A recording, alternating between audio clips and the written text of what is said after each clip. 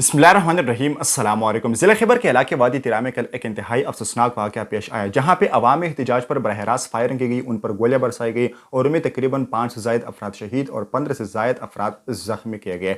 लेकिन ऐसे में दो मुतज़ाद बयान आ गए। कोई कह रहा है कि यह फायरिंग अस्करियत पसंद की जानिब से की गई और कोई कह रहा है कि नहीं, ये फायरिंग स्टेट फ़ौज ने की है। फ़ौजी इदारों की तरफ से जो बयान जारी किया गया उसमें यह कहा गया है कि यह अवाम और फ़ौज के दरमियान खलल डालने की कोशिश की गई। जहाँ पे अवामी एहतजाज हो रहा था, वहाँ पे पहाड़ों से अस्करियत पसंदों ने इन पर स्ट्रीट फायर की।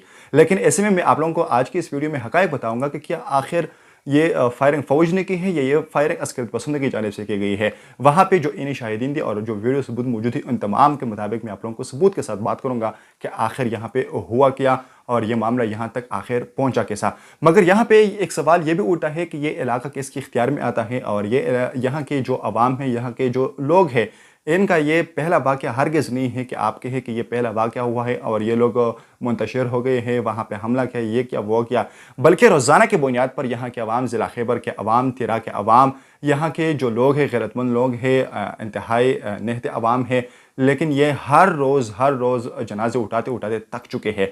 कहीं पे मार्टर गोला गिरता है, कहीं पे ड्रोन अटैक होता है, कहीं पे आईडी ब्लास्ट होती है, कहीं पे स्ट्रीट फायर होती है, कहीं पे दहशतगर्दों और फ़ौज के दरमियान मुकाबला होते हैं, इनके दरमियान कहाँ पे मरते हैं। लेकिन रोज़ाना की बुनियाद पर ये लोग मारे जाते हैं, लेकिन इनका पूछने वाला कोई नहीं है और न इनको ये मालूम है कि हमें कौन मार रहा है और किन से हम अपना जवाब तलब करें, किन से हम अपने खून का हिसाब मांगे। ऐसे में जो सूबाई हुकूमत है इस वक्त खैबर पख्तूनख्वा पर आलिमीन गंडापुर की, ये हुकूमत बराह रास्त इसमें इसलिए मुलविस है क्योंकि इनके पास इख्तियार है, इनके पास 2/3 अक्सरियत है। अगर ये कहता है कि इसमें मेरा बस नहीं चलता, ये सूबाई असम्बली से ये बिल पास कराए कि जो इनके इख्तियारात है फ़ौजी इदारों से इख्तियारात ले और वहाँ पे जो सिविल इंतज़ामिया है ये बिल के ज़रिए इनको इख्तियारात हवाले करे और इनको कहें कि आप अपने पीछे मुकाम पे चले जाए। ये सिविल इंतज़ामिया का काम है, लेकिन वो इसे हरगिज़ नहीं करते क्योंकि ये इन कामों के लिए बैठाया गया है कि अवाम का खून इन पे चूसा जा रहा है और ये सिर्फ लोगों की आंखों में धूल चटाने के लिए फिर वफाकी हुकूमत या फिर फौजी इदारों पर इल्ज़ामात लगा रहे हैं। जितने वो मुजरिम है, जितने वो इस काम में मुजरिम है, मुलविस है,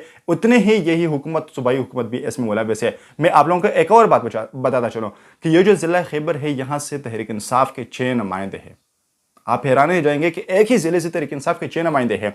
2 सूबाई असम्बली के, जहाँ पे दोनों सूबाई कैबिनेट में मौजूद है, जहाँ पे दोनों सूबाई वज़रा हैं, एक कौमी असम्बली में और 2 सीनेट ऑफ पाकिस्तान में यानी ऐवान बाला में नुमाइंदे मौजूद हैं।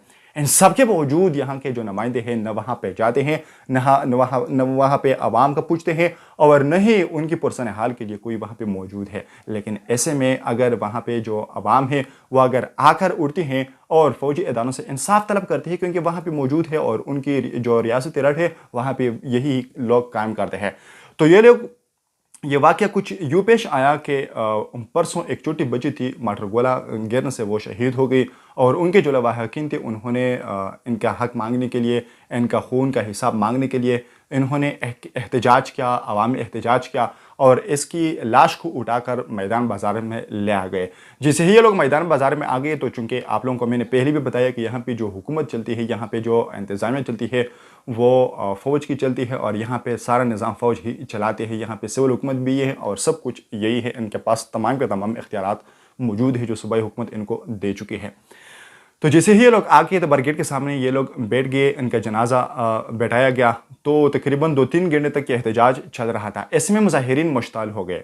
जब मुजाहिरीन मुश्ताल हो गए और उन्होंने वहाँ पे जो एक मकामी डिस्पेंसरी थी उसको भी आग लगाया और इसके अलावा यहाँ पे एक फ़ौजी ब्रिगेड है, इस ब्रिगेड पर भी उन्होंने अंदर दाखिल होने की कोशिश की।